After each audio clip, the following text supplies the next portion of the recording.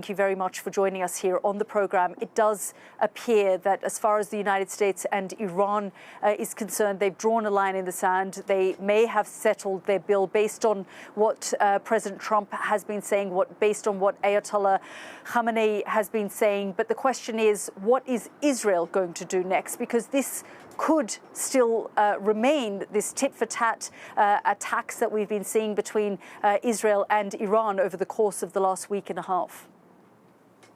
Well, I think, Yalda, it depends on the situation on the ground. We have a lot of targets still in Iran, and we've proved our capabilities only this morning. But it depends also what Iran will decide to do. And you know what's interesting? You saw that they targeted the military base in Qatar.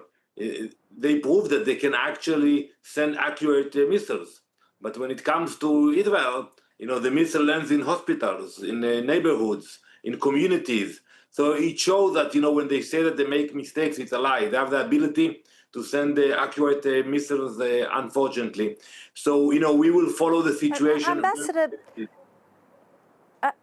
Ambassador, as far as we know and the sources we've spoken to, this was a staged, coordinated, planned attack between the United States and Iran, whether directly or indirectly. The US president has confirmed that they were fully aware that this was coming.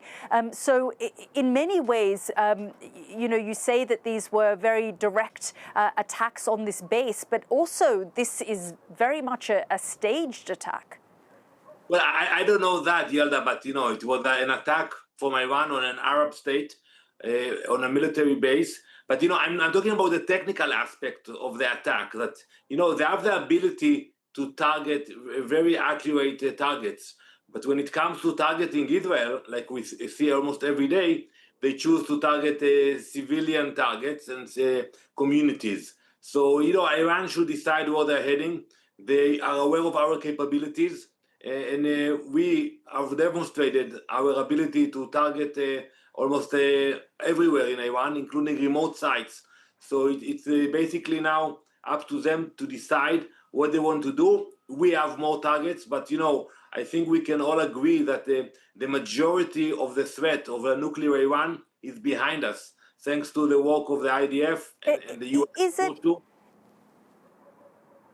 Ambassador, is it? Because when we look at the battle damage assessment, which the United States is still looking at, and Israeli media has been reporting it, I'm here in Israel speaking to Israeli officials on a daily basis, and they say that the United States officials have told them that there was heavy damage, but there are some analysts saying that it hasn't necessarily completely obliterated, as the US president has been saying, the Iranian program, and that also the Iranians have moved the materials, the centrifuges. We saw those satellite images of trucks moving the material to perhaps other sites, and that Iran may use this as leverage in the future. So these claims by Israel that perhaps it has, first of all, the questions around the intelligence of whether Iran was in fact close to acquiring a bomb or weaponizing it.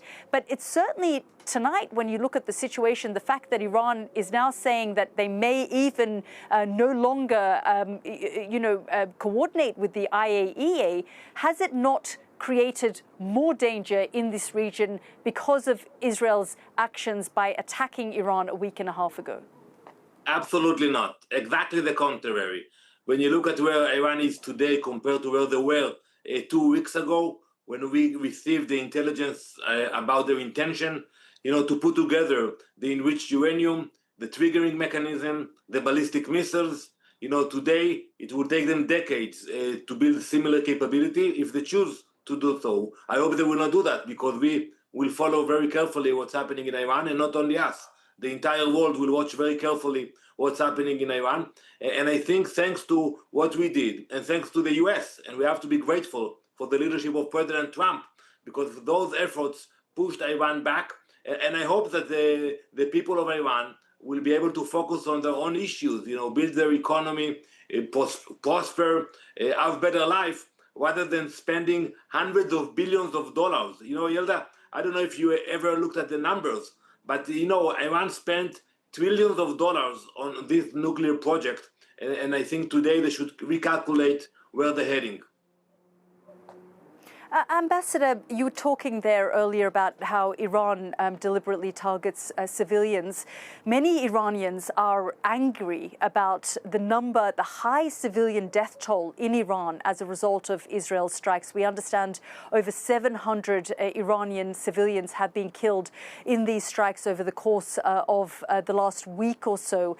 Israel has also spoken about regime change, but ultimately when the Iranian public is currently, there is no love lost, by the way. The bulk of the Iranian people are, no love lost between the regime and the Iranian people. And we've seen over the course of over a decade, going back to 2009, when people have been protesting against this regime. But ultimately, with Israel's actions, it certainly doesn't put Israel in a favorable position when so many civilians in Iran have been killed as a result of these strikes. So first, let me be very clear about it. We have nothing against the Iranian people. On the contrary, we respect them, we pray for them, and we targeted military sites. And if there were any civilian casualties, we regret that. We have the precise ammunition, and we targeted nuclear sites and military sites. Regarding the regime, it's not up to us to decide whether there will be a regime change or not. I hope it will happen for the people of Iran.